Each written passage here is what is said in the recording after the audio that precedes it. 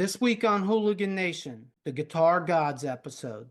Melody versus shredding, versus innovation, versus stage presence. So much information to consider while compiling the top 10 best guitarists. So stay tuned, because you got nothing to lose. You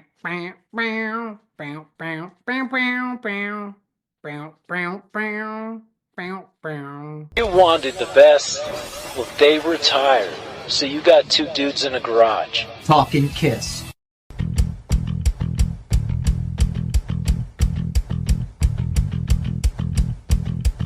Welcome back to Hooligan Nation, the KISS-Centric podcast. I'm Anthony. And I'm Rocco. He is still him. Yes, I be him. Today, we think we have a good topic. We're going to talk about our top 10 favorite guitarists. So it's an axe-wielding extravaganza. But before we do that, let's recap last episode, Revenge. You got anything you want to add? Yeah, it was a good album. Actually, I didn't know, like I remember Domino. I remember listening to the album, I remember getting it when I first when it first came out, and I remember going to see him in concert on that tour with you. But I didn't remember it being as good an album as it was. And it wasn't like the effect of Creatures from going from one extreme to the other, but it definitely left Hot in the Shade and Crazy Nights in the dust in some ways, which is kind of similar to what Creatures did with the albums that preceded that. Yeah, it's weird you say that. I had a similar kind of sense that I did. Like, I think Creatures is a great album. I don't want to take anything away from Creatures. But Dynasty, Unmasked, and The Elder just elevates Creatures to a completely different level, especially when you do it like we're doing it under these circumstances. Like, we're doing album reviews, and we go from Dynasty to Unmasked to The Elder, and then we go to Creatures in the Night, and it's thank you, little baby Jesus, for bringing us Creatures of the Night. It's kind of weird, though, in a way. Like, I don't want to cut your thought off, but like, I'd say this ad nauseum, how much I love Dynasty. Dynasty is always going to be in one of my tops. But for the sake of edge, just that edgy rawness that KISS started with, and then got back to on Creatures, and then in some ways got back to on Revenge. I feel like Revenge, standing on its own, is a good album. When you put it next to Asylum, Crazy Nights, and Hot in the Shade, it elevates the shit out of it and makes it a great album. Right, like we both talked, right? Hot in the Shade, there's some good stuff on there. But if you put that album next to Revenge, they're two completely different bands. Sure. I think the same thing could be said for Asylum and Crazy Night. I don't know if they're two completely different bands, but well, you know what I mean. Just a completely different type of sound, and they're completely different sounds. I would say the same thing. I understand you're a big fan of Dynasty. I'm not a big fan of Dynasty, but the sound changed. You go essentially from Love Gun to Dynasty. It's two completely different sounds. But you know something? You know how like we always kind of like are going back and forth and defending their musicianship. And, obviously from Gene, he doesn't really care to even talk about that stuff, but we're always challenging it. But if you think about it, I would think it takes talent to be able to go and do a disco album, then go into a grunge album, and then a heavy metal album. Like they were able to change genres, and maybe some of the albums weren't as successful, but they still pulled it off and did a complete album, and there was good stuff on almost everything. Even The Elder we talked about, right? The Elder, if it had some tweaks here and there, shortened up in certain things, it wasn't as bad as initially thought. News. I don't really have any news. All right, cool. You don't have any news. That's good, because I have 2 news segments, so that was planned. My news is kind of, and this is becoming kind of a habit, it's kind of a cross between news and shout it out loud, because this comes from Pamplemousse. who he left a and I love him for it because we can't be everywhere every day. So he left a comment on a post, a community post, I think it was, about new items available on kissonline.com. So I'm just going to read this as close to word for word as possible, and then I will add to it what I found out researching a little more.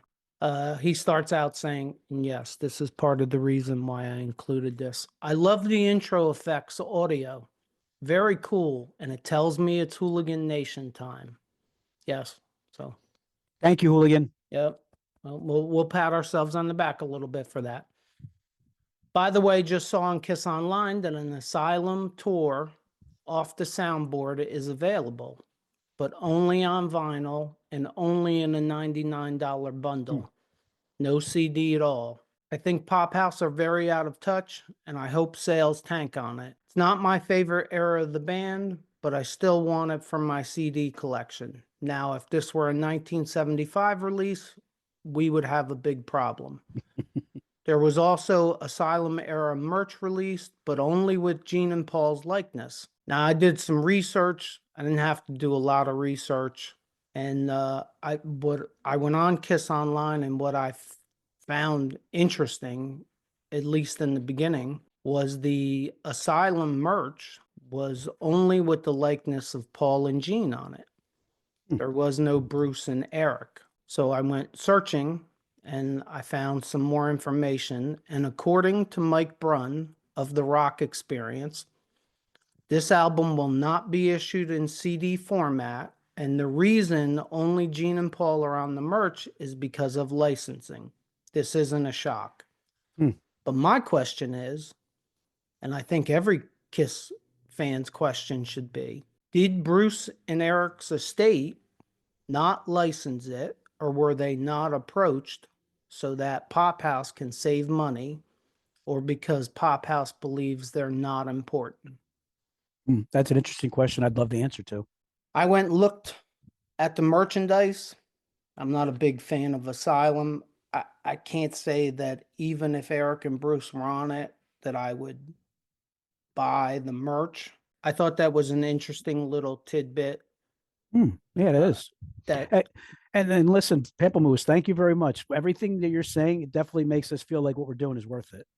Yeah, and it helps us out incredibly because we just can't be everywhere at the same time. And in case anybody wondered, I spend 90% of my life editing. But you know what? That's the epitome of what we're trying to do. That's the epitome of the Hooligan Nation, the interaction. So I really appreciate it. The editing or the comments? Well, the editing is that's your thing, but Yeah. and it's a good thing Thanks. that's your thing, and you're very good at it. Oh, yeah, thanks. Thanks. But no, just the community thing. We'll see really if you digging that. think that way when Friday's video comes out. Oh man. Anyhow, We'll see. so thank you, Pamplemousse. If I see anything additional, I will throw it out there.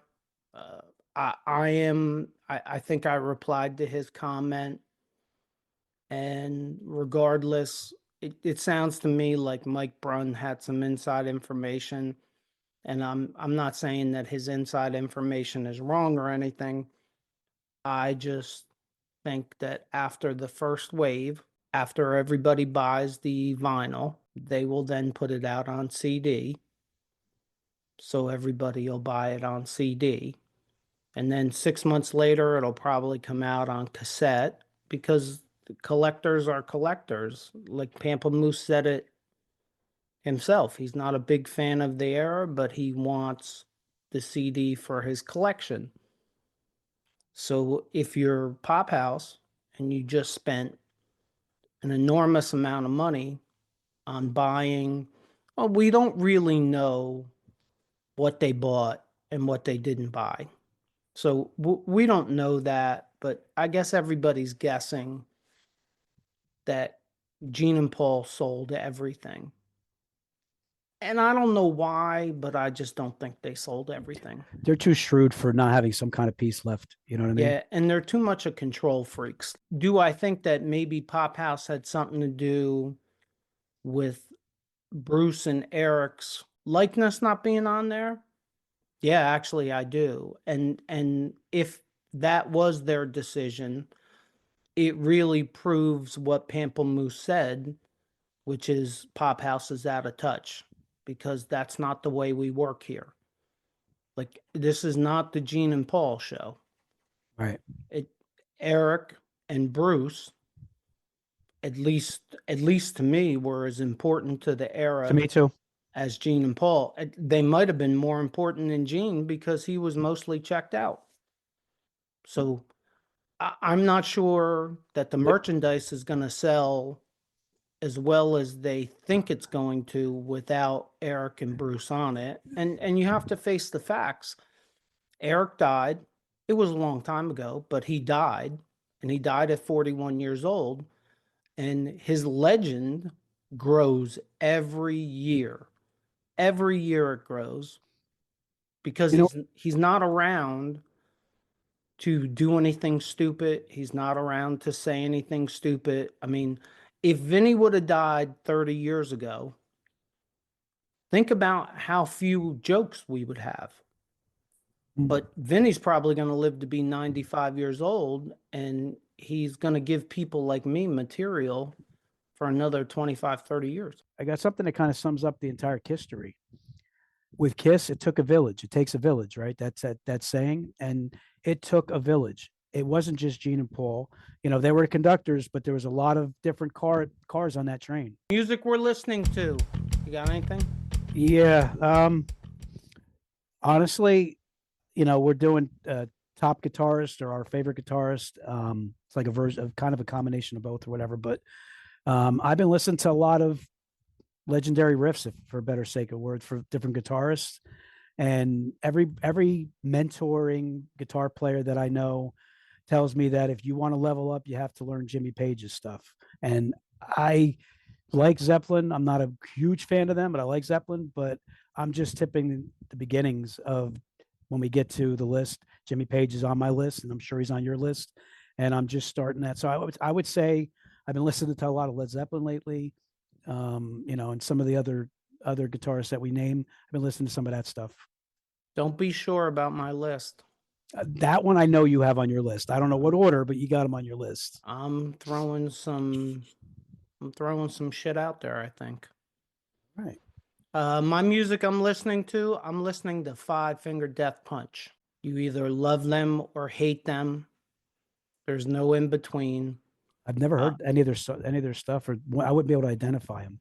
Oh, you'd identify them. Trust me. And this is a guarantee, 100% guarantee. Within 30 seconds of putting on a Five Finger Death Punch song, you'll be a fan. They have so many good songs and good albums. It's hard to choose one.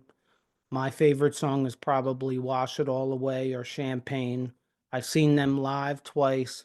They don't disappoint live. They constantly put out new music. And it's not all the same thing over and over again. Like there's harder, there's a little softer, there's less melodic, there's more melodic.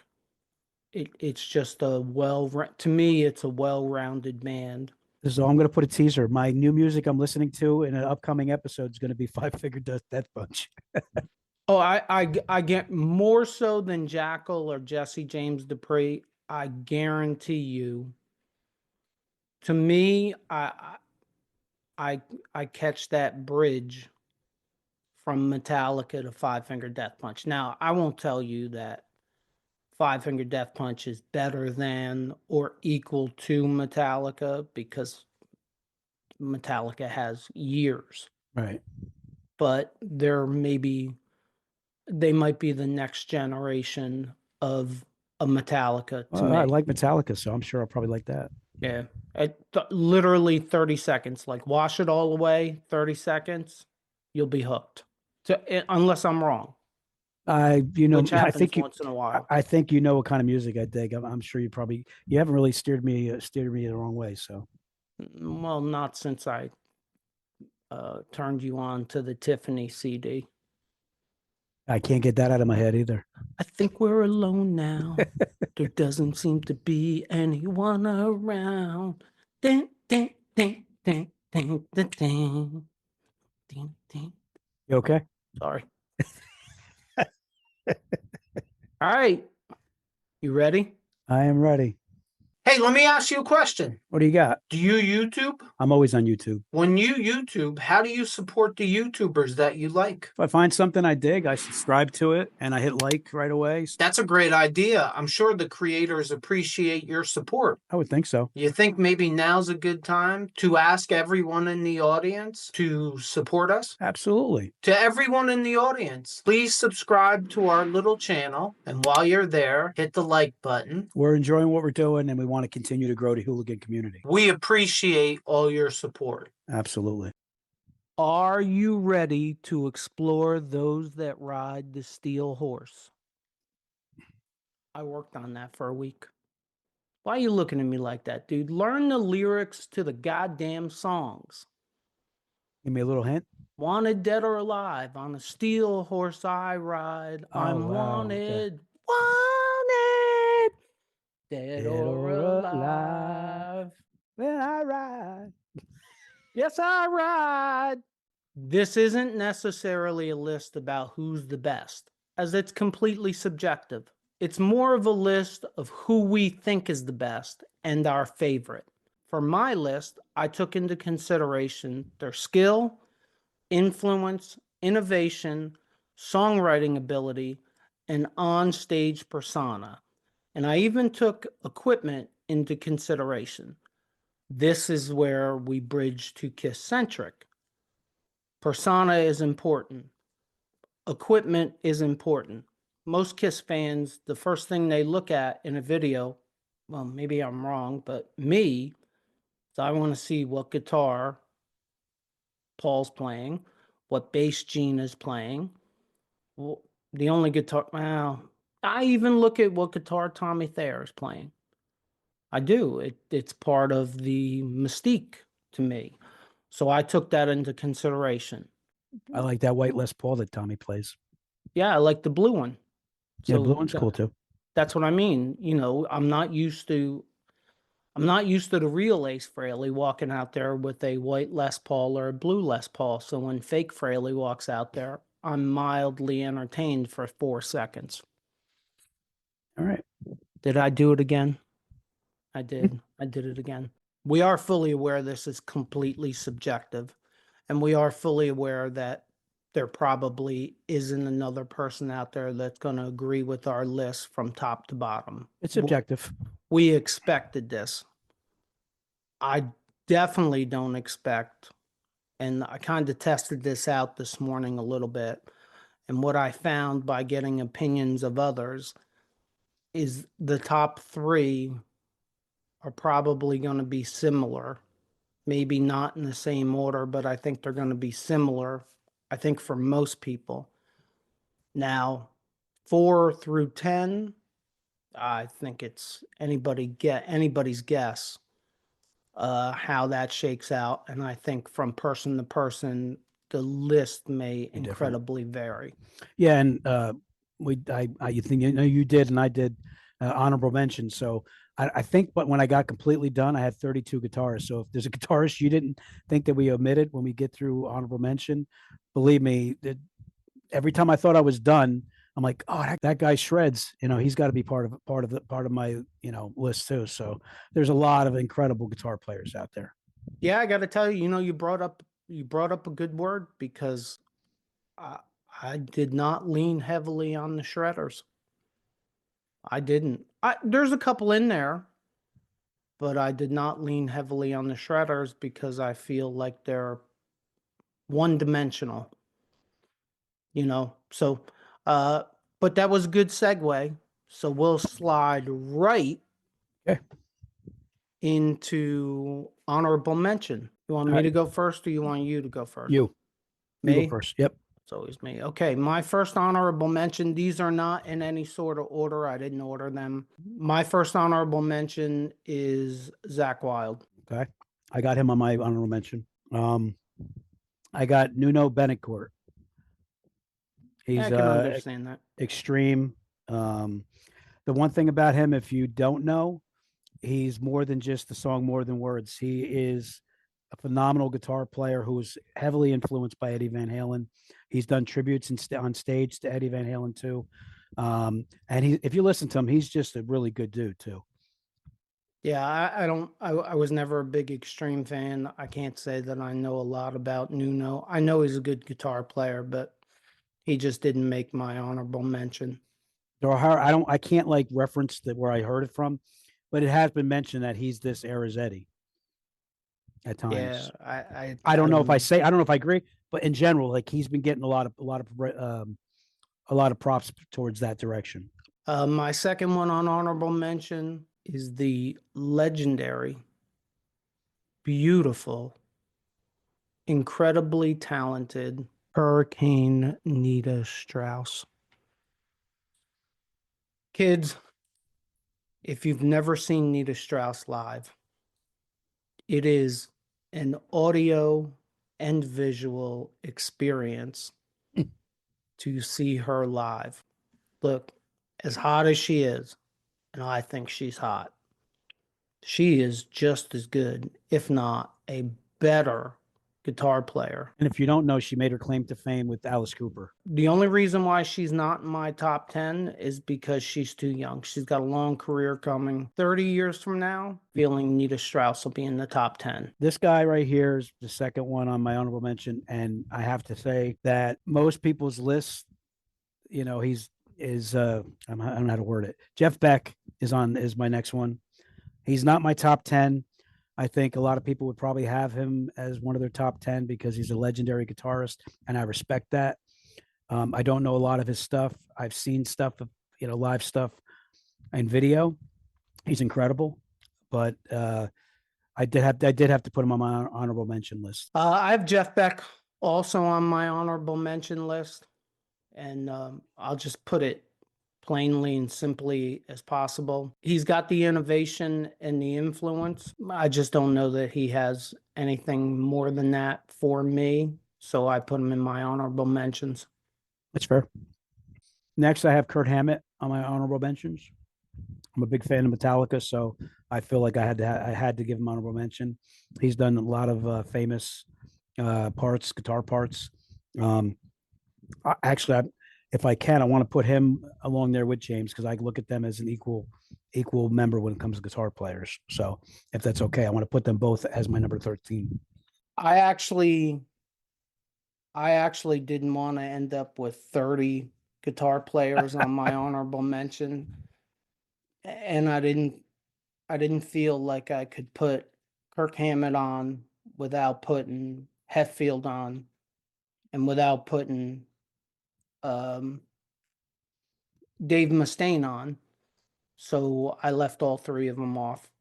All three of them could have easily gone on my honorable mention, and if any of them would have cracked the top 10, it would have been Hetfield for me. So okay, that's fair. But I didn't put any of the three of them on, so I will add Jakey Lee to my honorable mention. It's funny how Ozzy definitely had a knack for finding guitar players. I mean, Jakey Lee is the man, to me, musically, is the man behind Bark at the Moon and The Ultimate Sin. So, yeah, listen, I'll back you up 100%. I love all the work that Jakey Lee did, in those Ozzy years. Yep. Next, I have Brian May of Queen. It's an old school. Probably would have him higher up on the list. I think he's a great guitar player, legendary, guitar parts. I also have Brian May on my list. I tried to get him in the top 10. I really wanted to get him in the top 10. It was just impossible to get him in the top 10. So innovative influence. I mean, Yeah, you know, how can you question what Queen has out there? absolutely. Much Next, agreed. I have Lindsey Buckingham. this is starting to get funny again. I also have Lindsey Buckingham. I have Lindsey Buckingham simply because he plays the guitar with no guitar string or with no guitar No, pick, yeah. and it creates an immediate sound that you go, oh, that's Lindsey Buckingham.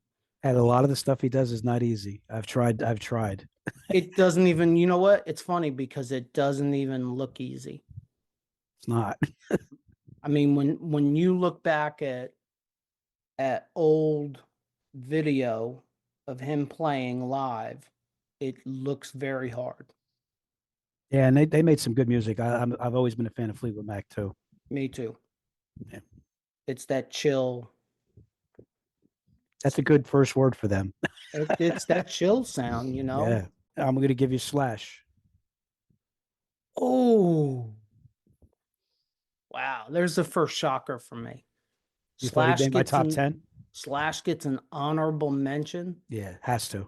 Wow. He can't when I give you my top 10, he may be trying to knock down the door because he's got very unique created sound, but he can't touch the top 10 for me.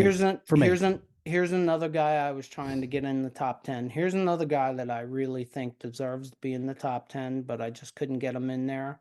Carlos Santana. Oh I man, yeah. I I don't just have think I didn't put him on this my list, but I feel bad that I didn't put him on my list. Carlos Santana. he just, you know, I saw Carlos Santana live. What he does Legend. it just resonates to me. I just love the way he plays guitar. It's very melodic. Everything he does has a very nice taste to it. The next one I have is Mark Knopfler from Dire Straits. He's another one. He's got his own unique style. You know it's him when the music's on, and this stuff's not easy. Yeah, he didn't make my honorable mention, but that's because he's an omission. I would have put him on my honorable mention. And again, it's an immediate sound that you go, oh, that's the Dire Straits. He also doesn't use a pick all the time, which I think completely changed the sound of the guitar. Yeah, I agree. My next one is a little bit of a shock. My next honorable mention is Jason Hook, formerly a Five Finger Death Punch. Again, The only reason I know him is from a video you had me watch where he started from somewhere and he made Five Finger Death Punch. I forget where he came from, but he was a hired gun. Yeah, he was a hired gun, a session guy.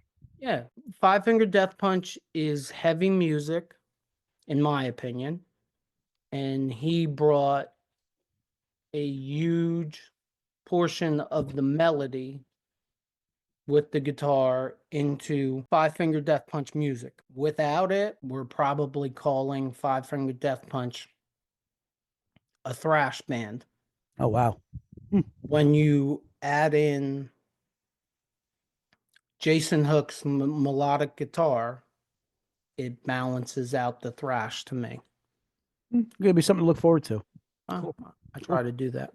Next guy I have that I'm not sure is going to be making your list, but my honorable mention and could very easily hit the top 10. Legendary influence, more of a bluesy kind of guy, but definitely considered rock too. Stevie Ray Vaughan. Yeah, wrong. Next one on my list is Stevie Ray Vaughan. Are you kidding? No. That was the next one on your list too? That was the next one on my list was Stevie Ray Vaughan. That's pretty funny. Stevie Ray Vaughan's just it's that cross between blues and rock that you know.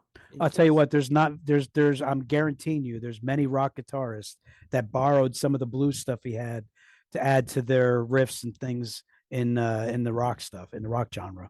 I'm guessing that most fans of any kind of rock music has seen that video where Stevie Ray Vaughan live breaks a guitar string and continues in the middle of a solo. I didn't see it, but yeah, I know what you're talking about. Oh, it's all over YouTube, dude. And it's crazy to watch them. And I give equal amount of credit to his guitar tech that has to walk up behind him, unplug, plug back in, wrap the guitar around. He's trying to put the guitar strap on him, and Stevie Ray is ripping through this blues solo, and he doesn't miss a beat. Any guy that can do that, he's got to get at least an honorable mention from me. Another thing about him, you can see when guys who are playing guitar that are really good, you can see when there's certain parts that are harder for them to do, and you can see the effort and the strain. That dude looks like he makes it easy. He makes everything look easy that he does. All right, what you got next? I have Steve Howe of Yes. One of the reasons I have him on my list, like I like some of the stuff of Yes. I don't know a lot of their catalog, but I know the stuff that I've looked at is he's an incredible guitarist. There's a song that he does, Mood for a Day, which is still my barometer to rise up to another level of a guitar player. Mood for a Day is like I have to literally take little pieces and learn, and then little pieces and continue. So like Yes's music is a very unique style of music. They're really great musicians. I never really got into him that much, but Steve Howe is a phenomenal guitar player if you listen to the stuff that he did on their songs. Well, since we're on the prog sound, my next honorable mention will be Alex Lifeson of Rush. Oh wow, okay. He didn't make my list. Sorry to hear that. Yeah, I just not a huge Rush fan, but I do love what he is capable of doing with the guitar. He's another one with a signature sound that you go, oh, that's Rush. So the next one I have is Joe Walsh, the Eagles. One of my favorite guitar solos of all time, Hotel California. Ooh. Yeah, another omission by me that I would have put on the list. My next one is Eric Clapton. I really don't think that I don't think I really need to explain too much. Yeah. He's not on my honorable mention. That's all I'll say. I figured he would make your top 10. He just doesn't make my top 10. He doesn't make my top 10 because I'm not a huge Clapton fan. I like what he does, and I like what he does with a guitar. If you haven't listened to it, I recommend listening to Crossroads. The next one I have on my list is Steve Vai. Yeah, for my honorable mention. He has been taught by Joe Satriani. He was in the movie, one of my favorite movies of all time with Ralph Macchio, Crossroads. I thought you were going to say Karate Kid. No, just kidding. No, I don't think he ever made Karate Kid, but he was also in David Lee Roth, right? He was a famous guitar player that David Lee Roth grabbed with him when David Lee Roth went solo from Van Halen. He was. Great guitar player. Again, he skill wise, he could probably challenge for the top 10. Did you ever hear the Mary J. Blige version of Stairway to Heaven? No. Okay. More homework for you. If you ask me, it's a better version of Stairway to Heaven. There's a lot of bands, a lot of acts and artists that did Stairway to Heaven. So there's. Well, that's kind of where I was going with it. Yeah, I'm looking forward to that. That'd be good. So I like the Led Zeppelin Stairway to Heaven, but I like Heart's version. That was good too. Better than Led Zeppelin, and that's what'll get me attacked. I won't say for me personally better because like I love Robert Plant's voice on the whole thing with Stairway to Heaven, but that thing you referenced about the heart, if you guys haven't seen it, right? It was for a what do they call Kennedy Rock Honors, I think is what it's called. It's I mean, when a tribute to them while they were in the balcony. When you see tears coming out of Robert Plant's eyes when Hart's doing the song, that's some good stuff. That's good enough for me. Yeah. But I will say Hart's version was number one to me until Mary J did her version. And I actually like Mary J's version. And the reason why I bring that up is because Steve Vai played the guitar on it. Well, you know what I like about that too is Mary J. I love it when an artist jumps out of. I know Kiss has done it a bunch of times, but I love it when, like, especially when you see like an R&B jump out of their zone and show that they had influence and they enjoyed something different too, and they put that out. I do like when they do that. So I'm looking forward to listening to that. And it's very much a crossover song with her in it. All right, so I had I think I did Steve Vai last, right? So now you go. I think. Next on my list is John Mayer. Oof, I didn't have him on my list, but dude, that guy is freaking awesome. Yeah, I think he's incredible. Yeah. I'm not, again, I say this a lot. I'm not a big John Mayer fan, but I am a fan of what he can do on a guitar. Skills, man. And again, we're getting in the broken record. Like, it's a signature sound. Yeah. When you hear that, you go, oh, that's John Mayer. That carries a lot of weight with me for musicians. Well, the other thing too, like I think I said it about Stevie Ray, like there are some guitar players that you see what they're doing and you know how difficult what they're doing is, and they make it look easy. And he's one of those guys, he makes it look easy. It's like a third limb. So he didn't make my list, an honorable mention, but he could easily, it'd be hard pressed to argue with him making a top 10 just based on skills alone. Bruce Kulick is my next one. Got him too. Honorable mention. Mm-hmm. All right. Shouldn't really have to explain. Yeah, no, I think we've talked enough to anybody watching. If you want an explanation on why Bruce Kulick is in our honorable mention, just go back to the old episodes and go through them. We're at this point, we're competing over who's the bigger Bruce Kulick fanboy, I think. Yeah, I think you're right. And next I have Ace Frehley. Oh, that's sacrilege. Oh, but it's about time you may get killed for this. Hooligans. Hey, I didn't say I put these in order, right? These aren't in order. I didn't say I put them in order. Feel free to put it in the comments about how disrespectful and sacrilegious it is to put Ace Frehley in the honorable mentions in a KISS-Centric podcast. Disgusting. Terrible. He is not on my honorable mention list. Okay. Just saying. Okay, I get you. Feel free, forward all the comments to the Rocco. Yo, Rocco. How you doing? Gotcha. All right, my last honorable mention. I'm next. Is right after you say. Yeah. My next on my list, no possible way I could leave him off, Tom Morello. Yeah, he's not on my list, but I respect him as a guitar player. I'm going to put this out there, not a big fan of Rage Against the Machine. They rage too much for me. But I am a huge fan of Tom Morello. I'm a huge fan of Tom Morello, period. I think if you're a KISS fan, you have to be, right? Because he basically spoke for us at the Hall of Fame. Yeah, well, that's true. I didn't even take that into consideration, but Tom Morello is just an all-around interesting guy to me. I don't always agree with his politics. I don't always disagree with his politics. What I do agree with is every time that guy opens his mouth, something educated comes out of it. Oh, he's a very intelligent dude. There's no doubt about that.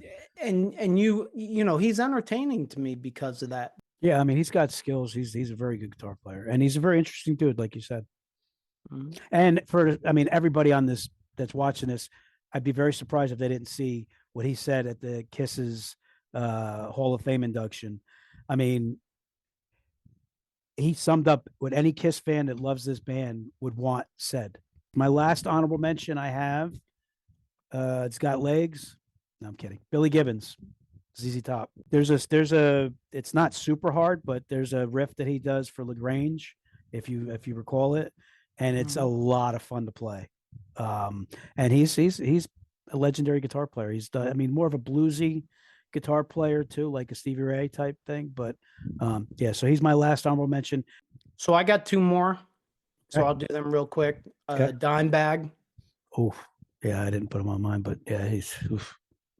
Any guy that gets buried in a KISS casket and has a Wow. tattoo of Ace Frehley on his chest has to go in my list. And on top of that, Very good. I think the dude shreds melodically. He was a legend, and he didn't really have what wasn't on this earth that long. And my last one was really hard. It was really difficult. I went back and forth whether I was going to put this guy on the list or not. Music influence wise, he's just too important to me not to put on the list. So my last honorable mention is Aldo Nova. I just I don't know how to explain it. I just like what he does. I do too. I like Aldo Nova. So He's a good songwriter too. which brings us to our top 10. Yes. Oh, this ought to be interesting. All All right. Number 10. What do you got? Number 10, I have Joe Satriani. A famous song that I love that got me started with him is Surfing with the Alien. Number 10. Yeah. The other thing about Joe Satriani that I like to point out is I'm a huge Sammy Hagar fan, and I really dig that he's taken it upon himself now to get involved with the going into the Van Halen territory, like they're touring, right? They're doing a lot of Van Halen stuff. Satriani is known to be a mentor to Kirk Hammett, to Steve Vai. The one thing about Joe Satriani that I'm sure you agree with, like he's not, other than the Surfing with an Alien, I mean, he's not really known mainstream, but in that way, but his guitar playing is super well known. So he has to be on my top 10. So Satriani is not on my list, but I did see him live with Sammy Hagar. He's up there. He could be on the top 10 list. I took a lot of things into consideration, and his stage persona just kind of leaves an empty hole a little bit. Look, Okay. I watched what he did with Eddie Van Halen music, and he didn't copy it note for note. You can very much tell.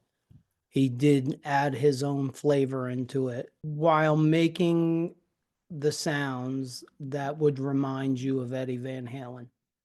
So I thought that was great. But yeah. I kind of like how it's he kind of pays tribute to Van Halen, to Eddie, you know? Yeah, I think that's probably more accurate than what I said. My number 10, prepare for everyone to fall on the ground. My number 10 is Richie Sambora. And let me explain before everybody starts throwing darts at the television screen. 1 second before you go to that, when you did the Wanted Dead or Alive thing, in my head, I'm like, shit, Richie didn't make my freaking list. I'm not laughing at that. He's a good guitar player. The combination of blues and hard rock with a sometimes heavy metal flavor. Good songwriter. Is criminally underrated. Criminally. Wanted Dead or Alive is just another perfect guitar song. The transition from acoustic to electric is seamless. The blues and hard rock at different parts of the song is epic. And on top of that, he co-wrote plenty of hits that are unusually huge hits. Which, as a caveat to that and backing you up for your choice, is part of the reason it's like a smokescreen. It's the smokescreen of commercial success that makes people don't not realize the foundation and what he brings to the table as a guitar player. Yeah, and listen, hooligans out there too. Like, I guarantee you, we're gonna get through this. It's all subjective. I guarantee there's going to be a name that we didn't put on the list on either one of us, and you'll be like, "Those guys suck. They didn't put this guy on there." Yep, and you're probably right because we probably omitted them accidentally. Right, and you know what? And that's what the comments are for. This is a community. So hey, guys, you forgot this guy. You know what I mean? Like, there's so many great guitar players out there.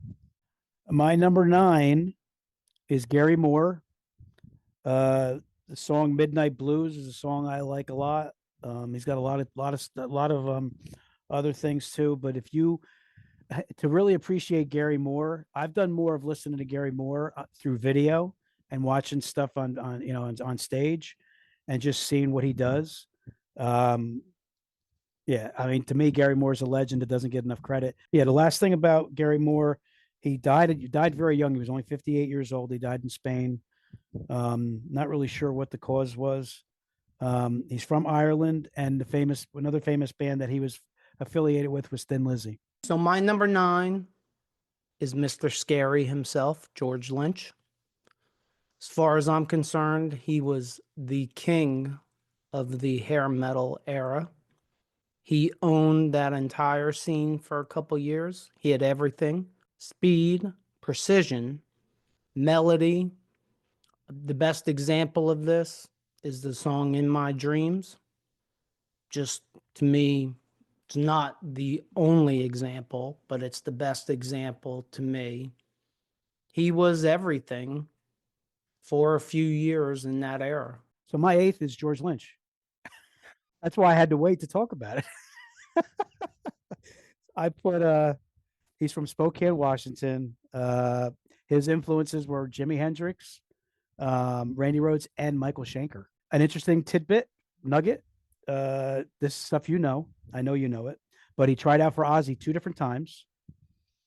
First time he lost out to Randy Rhoads, and the second time he was on the cusp of going with Dokken, and kind of just wasn't feeling it. I remember hearing an interview with him, so it's been interesting to see him on Ozzy. Hold on. Got to do this because I'm the geek with information that is useless to the world. I don't remember whether it was the first time or the second time. I think it was the second time. He was actually in Ozzy's band for 24 hours. Yes. Yeah, you're right. And I believe that he says he still doesn't know what happened and why it changed. But Sharon called him and told him he was in the band, and Sharon called him and told him 24 hours later that they had changed their mind. The last thing I want to say about George Lynch as a guitar player, like everything he does on a guitar, I love. I love his rhythms. I love the solos. I love the flow and the timing of almost everything I've ever heard, even the stuff on. There's a lot of really good stuff on Lynch Mob too, and the albums with Lynch Mob that he has. Yes. Oh, and the song that I had from is Into the Fire, but there's a ton of them. My number 8 on my list is the godfather of heavy metal, period, Tony Iommi. Anyone that wants to question this decision, just put on Iron Man. That's all you got to do. At least for me, I didn't know where to order him, and he's probably way too low. Yeah, and he's a lefty too. That's an omission on my part. I don't have him on my list. Well, that's why you're a fuck up and I'm not. He's just not what you had me confused with the top 10 we like and that we like, or we're considering best. And he won't make my top 10 as far as what I'm considering as far as the best, but he should have been on my album, at least on my honorable mention. So it's gotta be kind of both together, I think. Because think about it. Who the hell am I to know who's the best or not? My ears know what they like. My next guy is David Gilmour, one of my favorite guitarists of all time. He's my number 7. The song I have referenced for him is Comfortably Numb, one of my favorite guitar solos of all time. So yeah, David Gilmour. I mean, what can you say? I mean, he's a legend. He's an influence to so many people. Yeah, and I love the way he plays guitar. And again, you talked about speed and shredding. He doesn't have to shred to take you on a journey and to really, really like make you listen and follow and feel what he's putting out there. Feel is like the biggest thing about David Gilmour, I would say, is you feel what he's playing. I agree completely. My number 7 is Richie Blackmore. Somebody I would consider the reluctant guitar god. This one is all about persona and tone to me. My song example is Man on the Silver Mountain. Not on my list or honorable mention, but I can't argue it. I can't argue it. Weird guy, I guess a different personality, which probably hurts him when considering uh the favorite guitarist or best guitarist. But yeah, to me, you can't have a list without putting Richie Blackmore on it. And again, like I can say for all of these guys, he's probably too low on my list at number 7. Again, I can't combat it. I don't have him on my list or honorable mention, but I mean, he's a great guitar player. It's just, he didn't, yeah, I didn't even have my honorable mention. He definitely should have been on my honorable mention. So that's an omission on my part. Well, that's 2 demerits for you. Sorry, Richie. My next one's Eric Clapton. The song is Crossroads that I referenced for him, but I also like a lot of the pop stuff he did. Tears in Heaven, Wonderful Tonight. He's if you listen to Eric Clapton songs and you just listen to it and focus on what he does on guitar, he's fantastic. And I got him as number 6, and he definitely belongs there. There's a million things I could say about him. The interesting thing about him is he started playing guitar, I believe, at 13, and gave up on it because it was too difficult, and then picked it up again 2 years later and never stopped playing. Really? Yeah. My number 6 is Slash. Again, in my opinion, a modern day guitar god in every way. His style is immediately recognizable. My examples are Sweet Child of Mine, and to tell you the truth, the Godfather guitar solo that he does live in concert. That's good. I've seen that too. It's just perfect. Yeah, I mean, listen, I back you up 100%. I mean, Slash has his own sound. There's not one note on that guitar solo that he does that it isn't the song. There's not one note. I mean, and he's got that immediately recognizable sound.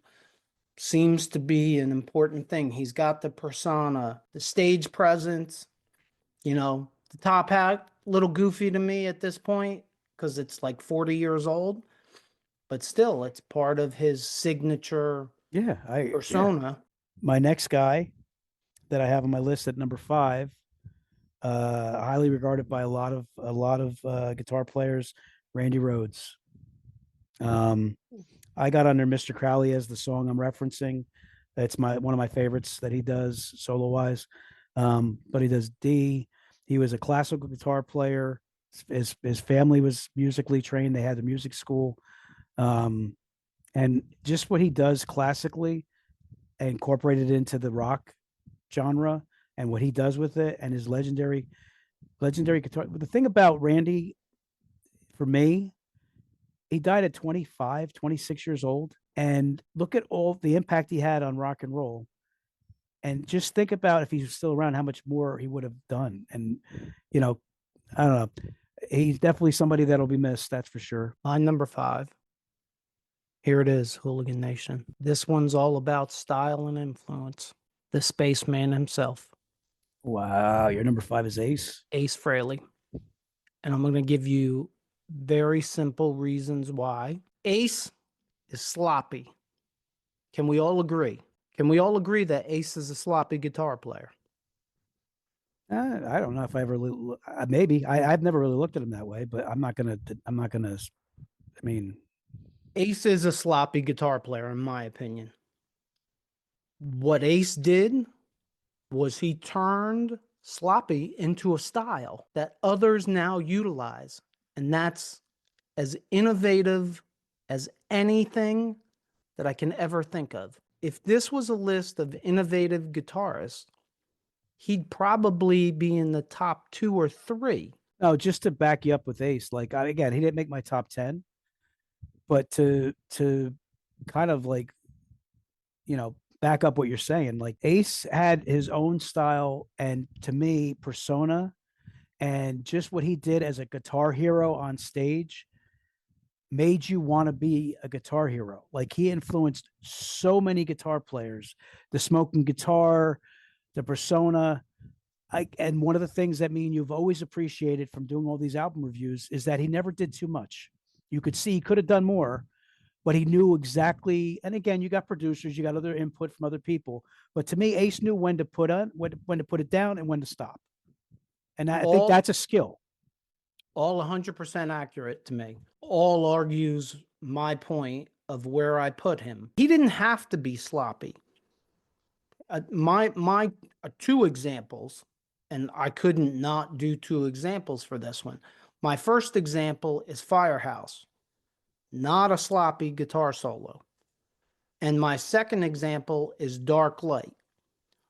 Now, in my opinion, and look, we talk about this all the time, and off the air, you bitch at me for saying this, but I have no musical ability at all.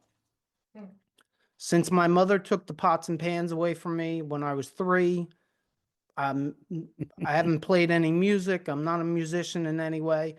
But if you go to Dark Light, I think what Ace does on that song, whether it was his idea or somebody else's, is just straight out ballsy. He does pretty much an entire guitar solo with no background music. There's just drums in the background. It's all him. That Dark Light solo grabs me and takes me on a ride to where I forget about everything else. I can't knock Ace being on the top 10. Yeah, again, just influence alone. I mean, people say what they want to say about Kiss, but I mean, Ace influenced so many guitar players. All right, my next one is somebody that a lot of people never realized. My next one is somebody that a lot of people never realized quality of what he is, because he did a lot of pop commercial stuff. And I think it kind of, like I said about Smokescreen, it kind of like screened away the talent. But any musician and a lot of people, I think by now know, he only lived till 57 years old. He was from Minnesota. And he was in a movie called Purple Rain. Oh, yeah. As far as we were doing favorite guitar players, he's my number one. He's unbelievable. If you look at on stage, While My Guitar Gently, the song I'm referencing is While My Guitar Gently Weeps, with Tom Petty as the singer on it. There's nothing that Prince can't do with an instrument. He played every instrument, and he did a lot of like pop C club stuff, like Little Red Corvette and stuff like that, which made people not realize that he was an actual musician too. The amount of stuff that I've looked at video wise, it trumps every other guitar player for me. So, but I got him at number 4 because the other 3 that I have there, I just in general, based on what we're doing here, I don't think I can make him beat them. But for me, I go to Prince before them. He's an omission on my part. I don't know if I could have put him in my top 10, but he probably deserves to be in the top 10. And anyone in the hard rock and heavy metal genre that is now sitting back and saying, what the hell are they talking about? Just go on YouTube and search Prince halftime show at the Super Bowl. And if you still think we're crazy, make sure you drop it in the comments below, because I believe that Super Bowl halftime show can convert anybody to a Prince fan. Well, and I'm saying this while I don't even have him in my honorable mention, let alone in my top 10.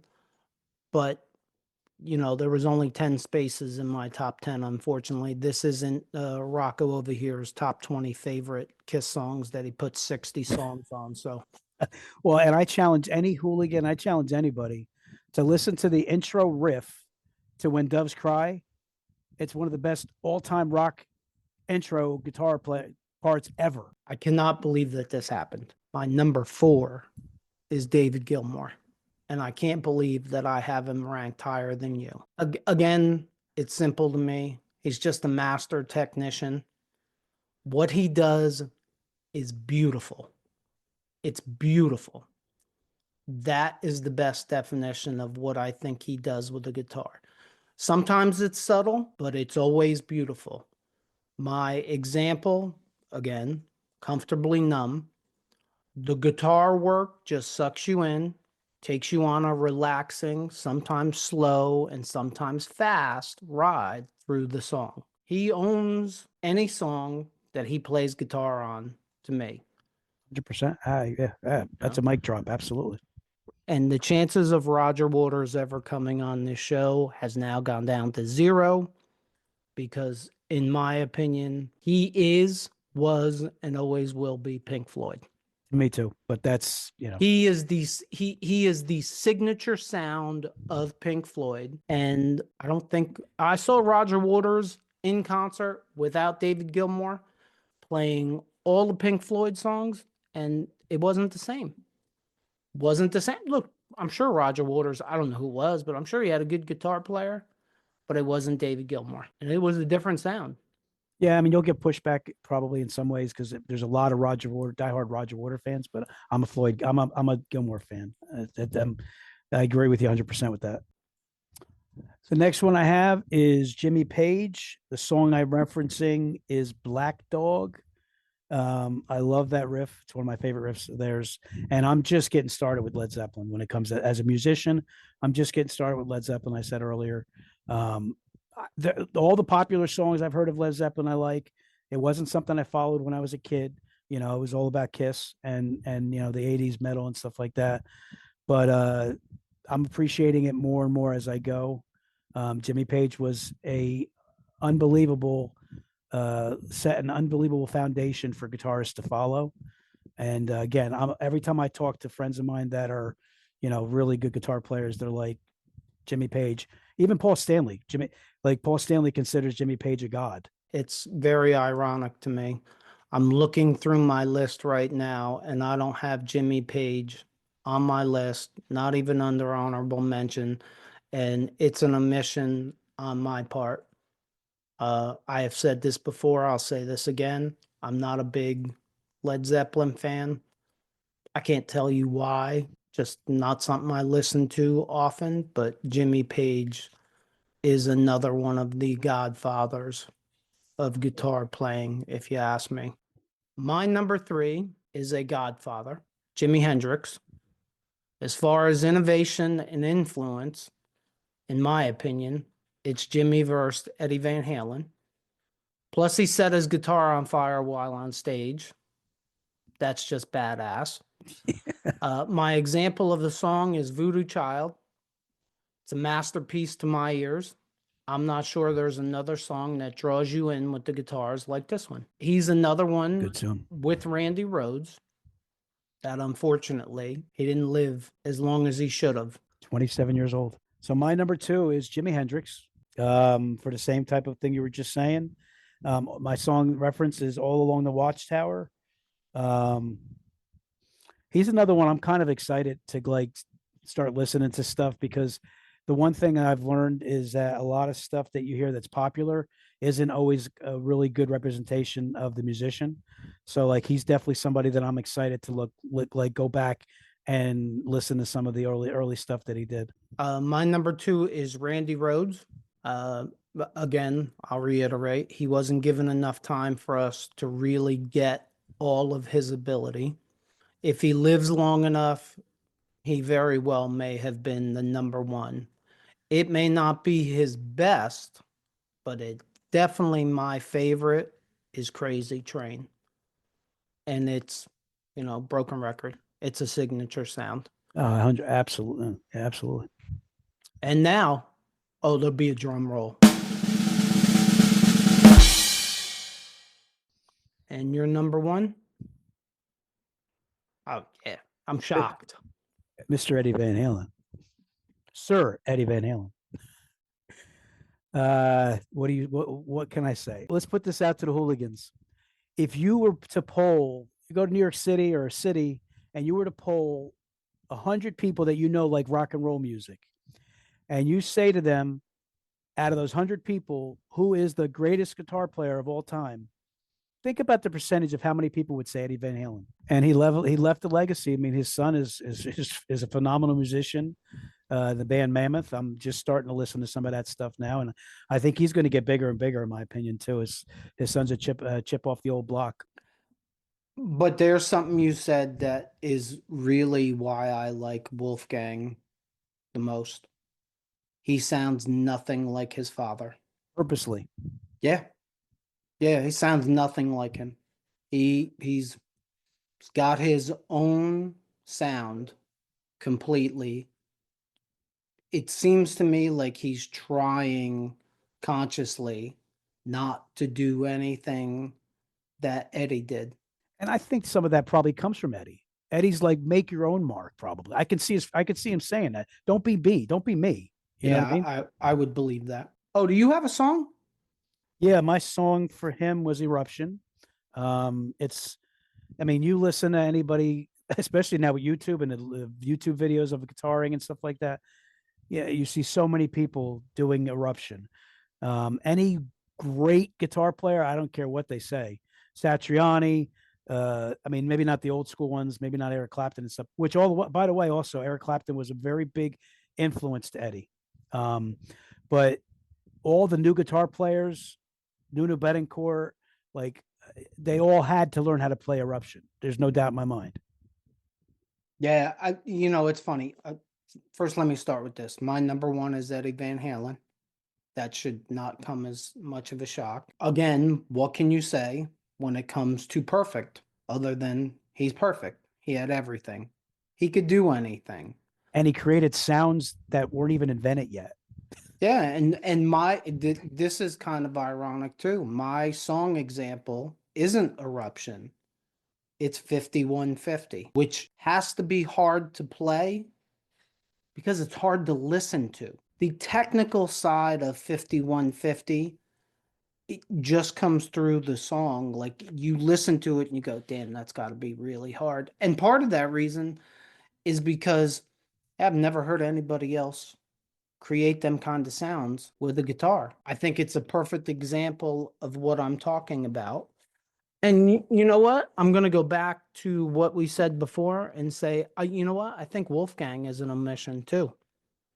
I think Wolfgang's that good that I think he's an omission, at least from the honorable mention, and I'll put him in the same category as Nita, where 20, 30 years from now, you're finding a spot for Nita Strauss, in my opinion, and you're finding a spot for Wolfgang Van Halen, in my opinion. Wrap up. Anything you want to add to this? Yes. Hooligans, make this be our most commented episode. I want to hear your opinions of your guitarist and your list. You don't have to put your whole list. Give me your top 3. That's pretty good. You were reading my mind. I was going to say, I don't know that everyone's going to want to put their top 10. Hey, look, if you want to put your top 10, if you want to put your honorable mentions, feel the need. But if you want to just throw in your top 3, throw in your top 3. Yeah, and let us know what you think of the episode, because we were looking forward to doing this. Yeah, and I got to tell you, I really had fun doing this. Yeah, this was cool. Well, like I always say, we got to do this somewhere, so here goes. If you're listening to us on any of the podcast platforms, please leave us a review. And if you just found us, check out our past episodes. If you're watching us on our YouTube channel and you liked the episode, please consider hitting the like button and leaving us a comment. Hit that subscribe button so you don't miss any future episodes, and check out one of these episodes right here. As always, if you made it this far, thank you for supporting us. And don't forget, if it's too loud, you are too old. Peace out, Hooligan Nation.